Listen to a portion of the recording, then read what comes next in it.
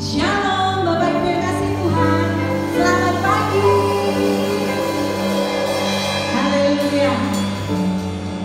Pagi hari ini saya yakin dan percaya Bapak Ibu yang kasih Tuhan sudah siap untuk beribadah, untuk memuji, menyembah nama Tuhan.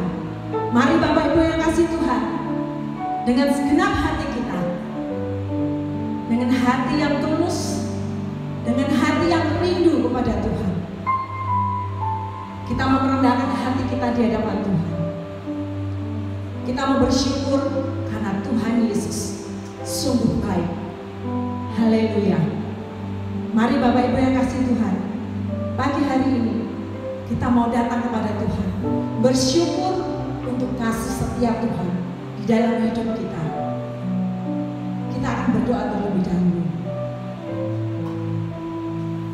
Tuhan Yesus yang baik, kami berterima kasih oleh karena kasih setia Tuhan di dalam hidup kami, penyertaan Tuhan sepanjang malam sampai saat ini. Dan pagi hari ini kami siap Tuhan untuk beribadah kepadamu, untuk memuji, meninggikan nama Tuhan. Kami rindu ya Tuhan, untuk bersekutu dengan Engkau. Terima kasih Yesus Tuhan, terpujilah nama-Mu. Haleluya. Amin.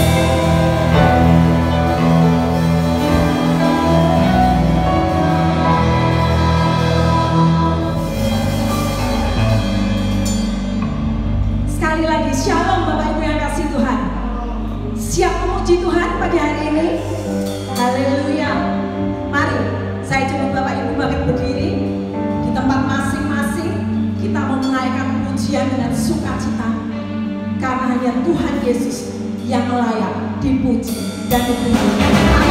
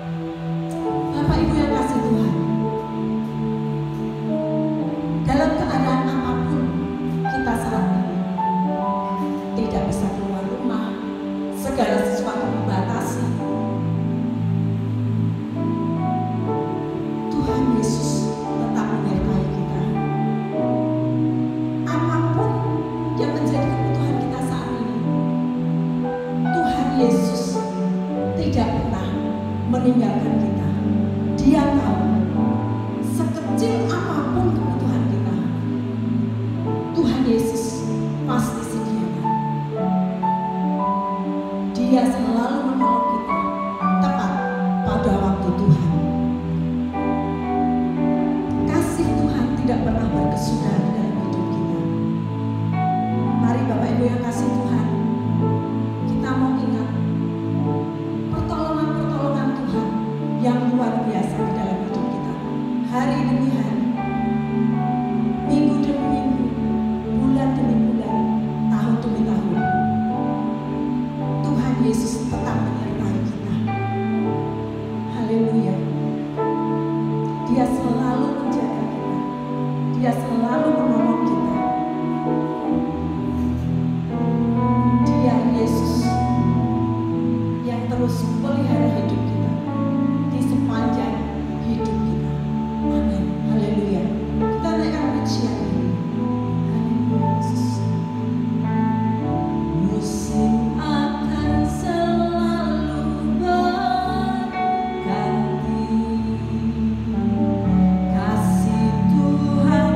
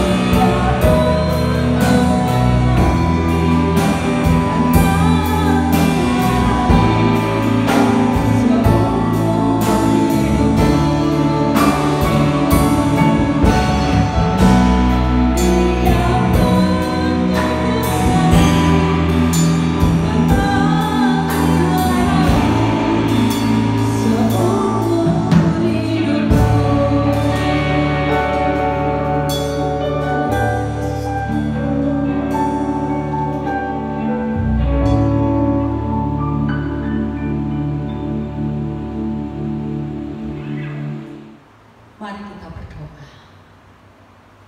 Tuhan Yesus, tiba saatnya bagi hamba-Mu ini untuk menyampaikan firman-Mu, firman yang indah, firman yang ajaib, firman yang kudus, penuntun dan jawaban hidup kami.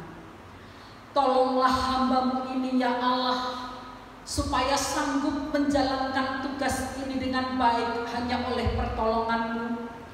Dan kuasa Tuhan juga menjamah setiap jemaat-Mu yang ada di rumah yang mendengarkan firman Tuhan ini, sehingga kepada mereka dikaruniakan roh pengertian dan ditolong oleh kuasa Roh Kudus, supaya baik hamba-Mu yang menyampaikannya maupun umat Tuhan yang mendengarnya dimampukan untuk menjadi pelaku-pelaku firman Tuhan.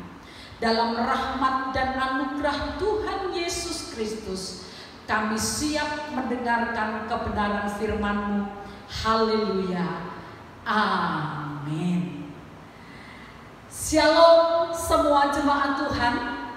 Mari langsung saja kita akan membuka Alkitab kita di dalam 2 Korintus pasalnya yang ke-9, ayat yang pertama sampai dengan ayat yang ke-5. Saya akan membaca ayat-ayat ini dan berhenti di mana perlu untuk menjelaskan maksud ayat-ayat ini kepada Bapak Ibu jemaat sekalian. Saya akan memulaikan dari ayat yang pertama. Tentang pelayanan kepada orang-orang kudus, tidak perlu lagi aku menuliskannya kepada apa maksud ayat ini? Bapak Ibu jemaat yang saya kasihi dalam nama Tuhan Yesus Kristus, Rasul Paulus menyampaikan kondisi orang-orang kudus di Yerusalem yang memerlukan bantuan kepada jemaat di Korintus sebelum Paulus menulis surat 1 Korintus. Waktu itu jemaat di Korintus menyatakan kesanggupan dan kesediaan mereka dengan hasrat dan kegairahan yang besar. Mereka bahkan meminta banyak sekali informasi tentang berbagai hal untuk pengumpulan uang tersebut. Ayat yang kelima menuliskan bahwa jemaat Korintus berjanji kepada Paulus untuk menyelesaikan pemberian itu sesegera mungkin. Karena hal ini disampaikan oleh Paulus sebelum surat 1 Korintus ditulis, sehingga Bapak Ibu, Paulus merasa tidak perlu lagi menyampaikan tentang pelayanan kasih ini kepada jemaat Korintus, karena secara waktu hal ini sudah disampaikan cukup lama, lebih dari 1 tahun yang lalu, dan pokok yang sama juga sudah berulang kali disampaikan. Ayat yang kedua, Bapak Ibu. Aku telah tahu kerelaan hatimu tentang mana aku memegahkan kamu kepada orang-orang Makedonia. Kataku, Akaya sudah siap sedia sejak tahun yang lampau, dan kegiatanmu telah menjadi perangsang bagi banyak orang. Rupanya Bapak Ibu, selagi jemaat di Korintus ini memproses pengumpulan dana dari jemaatnya, sambil menunggu hasilnya, Paulus menyampaikan hal yang sama, yaitu kondisi dari jemaat di Yerusalem kepada jemaat yang ada di Makedonia, di mana Bapak Ibu pada waktu menyampaikan hal ini kepada jemaat Makedonia, Paulus mencatut nama jemaat Korintus dengan kebanggaan yang luar biasa. Ketika menyampaikan hal ini kepada jemaat di Makedonia, Paulus mengangkat respon yang dia dapatkan dari jemaat Korintus kepada jemaat Makedonia, yaitu bagaimana jemaat Korintus menanggapi dengan hasrat yang menyala-nyala, menyambut baik apa yang disampaikan Paulus dengan segera bergairah untuk mengumpulkan dana itu dan berjanji sesegera mungkin memberikan pemberian mereka. Paulus melakukan ini, Bapak Ibu, karena Paulus ingin mendorong supaya jemaat Makedonia memiliki semangat kegairahan yang sama di dalam membantu jemaat-jemaat di Yerusalem seperti gairah dan semangat jemaat Korintus pertama kali yang didengar oleh Paulus. Tetapi Bapak Ibu yang dikasihi oleh Tuhan, kita akan maju kepada ayat yang ketiga dan yang keempat. Kita akan melihat respon selanjutnya. Aku mengutus saudara-saudara itu agar kemegahan kami dalam hal ini atas kamu jangan ternyata menjadi sia-sia, tetapi supaya kamu benar-benar siap sedia seperti yang telah kukatakan, supaya apabila orang-orang Makedonia datang bersama-sama dengan aku, jangan mereka mendapati kamu belum siap sedia, sehingga kami untuk tidak mengatakan kamu merasa malu atas keyakinan kami ini. Sebab itu aku merasa perlu mendorong saudara-saudara ini untuk berangkat mendahului aku, supaya mereka lebih dulu mengurus pemberian yang telah kami janjikan sebelumnya, agar nanti tersedia sebagai bukti kemurahan hati kamu dan bukan sebagai pemberian yang dipaksakan. Bapak Ibu, di dalam ayat yang ketiga dan ayat yang keempat, Paulus menyampaikan ketakutannya, Paulus menyampaikan kekhawatirannya kepada jemaat Korintus. Takut tentang apa? Khawatir tentang apa? Paulus takut bahwa dia akan dipermalukan di depan jemaat Makedonia, karena Paulus pernah berkata kepada jemaat Makedonia, jemaat Korintus sudah siap dengan persembahan mereka, jemaat Korintus antusias, jemaat Korintus bersemangat, mereka pasti sudah siap. Nyatanya Bapak Ibu, ketika jemaat Makedonia sudah siap dengan persembahannya, dalam kurun 1 tahun, jemaat Korintus malah belum siap seperti yang mereka janjikan kepada Paulus.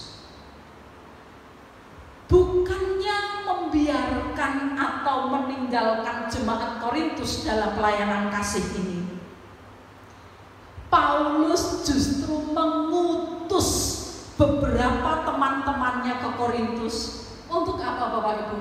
Untuk menagih janji jemaat Korintus dan meminta teman-temannya ini untuk menolong jemaat Korintus menyelesaikan janji mereka. Paulus tidak mengambil sikap, sudah biarkan saja jemaat Korintus tidak jadi memberi. Tetapi sebaliknya, Paulus mau mendidik jemaat Korintus menjadi pribadi yang bisa dipercaya. Bapak Ibu yang dikasihi dalam nama Tuhan Yesus Kristus, melalui kejadian ini ada beberapa pelajaran yang bisa kita terima.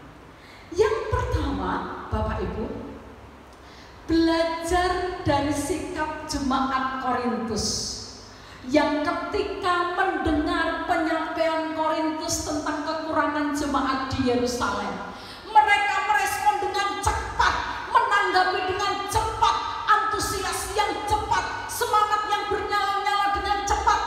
Tetapi setelah itu dalam waktu 1 tahun dan mereka tidak juga bisa menyelesaikan janjinya, kita belajar supaya jangan mudah membuat janji baik kepada Tuhan maupun sesama. Amsal pasal 18 ayat 21 berkata, hidup dan mati dikuasai lidah. Siapa suka menggemakannya akan memakan buahnya. Amsal 10 ayat 19 berkata, dalam banyak bicara pasti ada pelanggaran. Siapa yang menahan bibirnya berakal budi. Amsal 18 ayat 7 berkata, orang bebal dibinasakan oleh mulutnya. Bibirnya adalah jerat bagi nyawanya. Amsal 14 ayat 3b berkata, orang bijak dipelihara oleh bibirnya.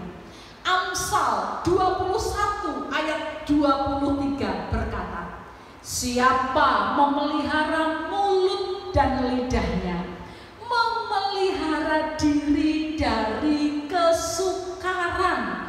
Dan Amsal pasal 20 ayat 25 berkata, suatu jerat bagi manusia kalau dia baru menimbang-nimbang sesudah bernasar. Jemaat Tuhan yang terkasih, mengapa kita tidak boleh mudah membuat janji?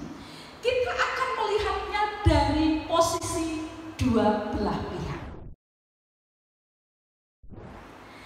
Yang pertama, Bapak Ibu, kita akan melihat dari pihak si penerima janji.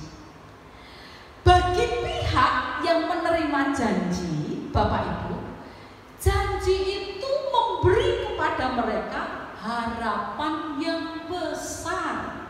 Bagi orang yang menerima janji, janji itu memberi alasan bagi mereka untuk merasa tenang. Bagi orang yang menerima janji, janji itu meredakan kegalauan dan amarah mereka. Sebaliknya, Bapak Ibu, kita akan berdiri di pihak pemberi janji. Janji yang diucapkan oleh orang yang memberi janji, janji yang diucapkan itu pasti penggenapannya, pemenuhannya adalah di masa yang akan datang. Padahal si pemberi janji pasti tidak mengetahui situasi atau keadaan di masa datang itu.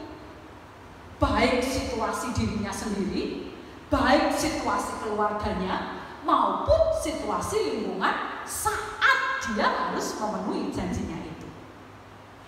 Dan bukan saja si pemberi janji tidak mengenal tentang situasi di masa datang, masa di mana dia harus memenuhi janjinya, tetapi si pemberi janji pasti belum tentu dapat mengendalikan dan memerintahkan situasi saat itu untuk menjadi normal kembali. Mari lihatlah ini, Bapak Ibu. Penerima janji menanti-nanti dengan penuh harapan. Si penerima janji menghitung hari, menunggu kegenapan. Dari siapa? Dari seseorang yang tidak mengenal dan tidak punya kendali masa depan. Lalu apa yang terjadi?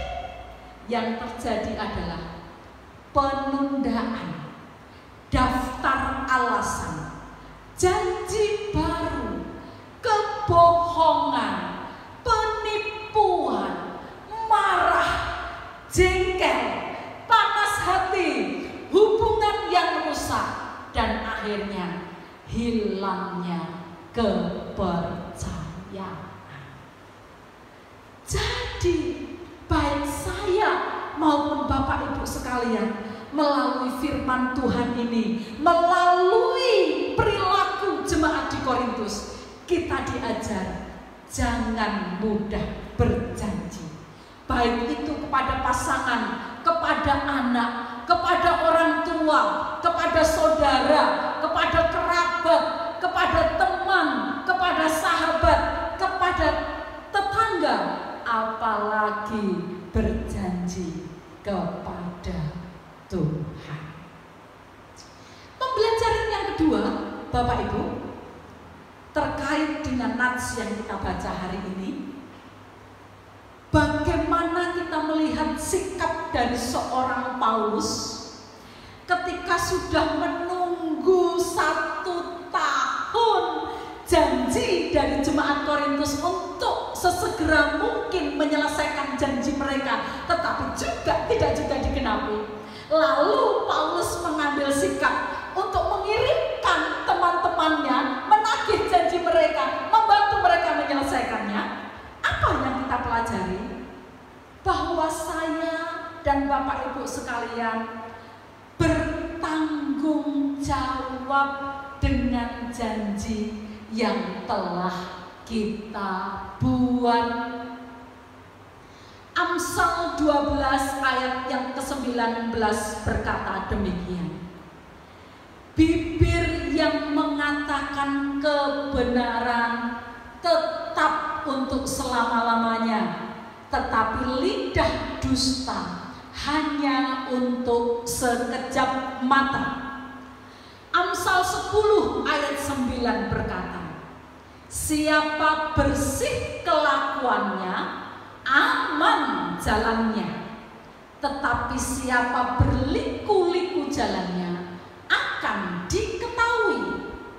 Amsal 28 ayat 18 berkata, siapa berlaku tidak bercela akan diselamatkan, tetapi siapa berliku-liku jalannya akan jatuh ke dalam lubang.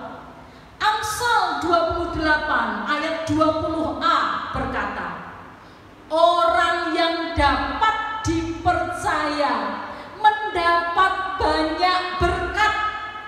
Mazmur 50 ayat 14 berkata, persembahkanlah syukur sebagai korban kepada Allah dan bayarlah nazarmu kepada Yang Maha Tinggi. Ulangan 23 ayat 23, apa yang keluar dari bibirmu haruslah kau lakukan dengan setia, sebab dengan sukarela kau nazarkan kepada Tuhan Allahmu sesuatu yang kau katakan dengan mulutmu sendiri. Pengkhotbah pasal 5 ayat 3-5 berkata demikian. Kalau engkau bernazar kepada Allah, janganlah menunda-nunda menepatinya, karena Ia tidak senang kepada orang-orang bodoh. Tepatilah nazarmu, lebih baik engkau tidak bernazar daripada bernazar tetapi tidak menepatinya. Janganlah mulutmu membawa engkau ke dalam dosa, dan janganlah berkata di hadapan utusan Allah bahwa engkau kilaf. Apakah perlu Allah menjadi murka atas ucapan-ucapanmu dan merusakkan pekerjaan tanganmu? Jadi Jemaat yang dikasihi Tuhan, jikalau melalui firman Tuhan pagi hari ini kita diingatkan akan janji kita kepada seseorang yang belum kita penuhi, kita diingatkan akan nasar kita kepada Allah yang belum kita bayar, mari kita penuhi apa yang kita janjikan dan kita nasarkan. Jika melalui firman Tuhan pagi hari ini kita yang lupa akan janji kita, diingatkan atau ditagih, jangan marah. Mari kita berterima kasih karena sudah diingatkan, dan mari kita berjuang untuk memenuhinya.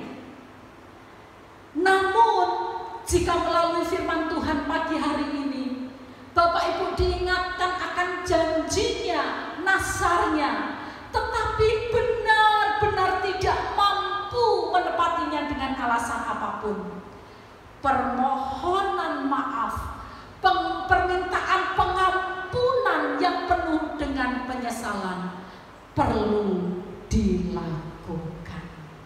Kiranya Tuhan menolong kita untuk memiliki karakter yang sama seperti Kristus, di mana Kristus yang berjanji selalu menepati, kiranya karakter kita pun menyerupai Dia. Mari kita berdoa untuk firman Tuhan pagi hari ini. Tuhan Yesus, terima kasih untuk kebenaran firman Tuhan pagi hari ini. Hamba-Mu berhenti berbicara Tuhan, tetapi Roh Kudus Allah yang di dalam hati kami akan meneruskan firman ini kepada masing-masing kami sesuai dengan bagian-bagian hidup kami, dan Roh Kudus akan menolong kami meresponi firman Tuhan ini dengan tepat seperti yang Engkau inginkan. Di dalam rahmat Yesus Kristus Tuhan, kami bersyukur untuk firman Tuhan pagi hari ini. Haleluya. Amin. Mari Bapak Ibu Saudara yang dikasihi Tuhan, kita akan mengakhiri ibadah pagi hari ini sambil terus percaya bahwa kasih setia Tuhan tak pernah berakhir dalam kehidupan kita. Sambil kita terus menjadi pelaku-pelaku firman, dan kita percaya ketika kita melakukan setiap firman Tuhan, Tuhan tahu apa yang harus Tuhan perbuat bagi setiap kita. Oleh karena itu kita hanya percaya kepada Tuhan, karena Dia tahu yang terbaik dalam hidup kita. Terima kasih Tuhan. Mari tengadakan kedua belah tanganmu di hadapan Tuhan. Yesus Tuhan, terima kasih Tuhan.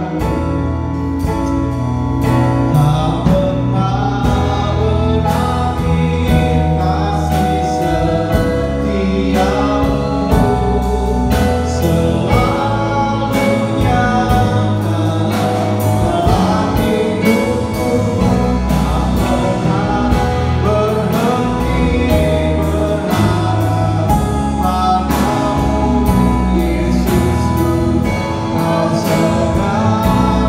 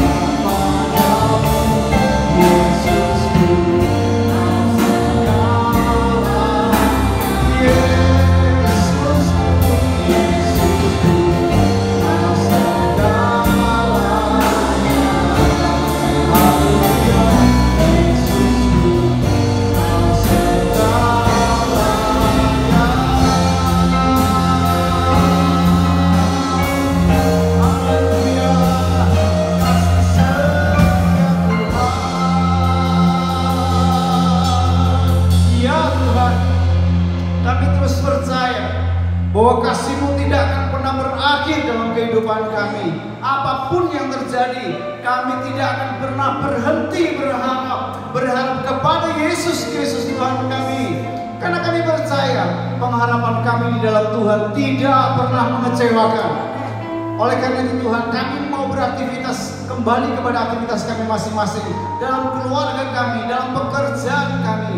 Kami rindu melihat kasih setia Tuhan ada dalam hidup kami. Bapak Ibu Saudara jemaat yang dikasihi Tuhan, sekarang kembalilah kepada aktivitasmu dan terimalah berkat, rahmat, kasih dari Allah Bapa di surga, keselamatan dalam Tuhan Yesus Kristus, dan persekutuan yang manis dari Roh Kudus menyertai engkau, memberkati engkau. Apapun yang kau kerjakan ditolong dan diberkati Tuhan untuk kemuliaan nama Tuhan sekarang sampai selama-lamanya, hingga Tuhan Yesus datang yang kedua kalinya. Di dalam nama Yesus yang percaya bersama berkata, Amin.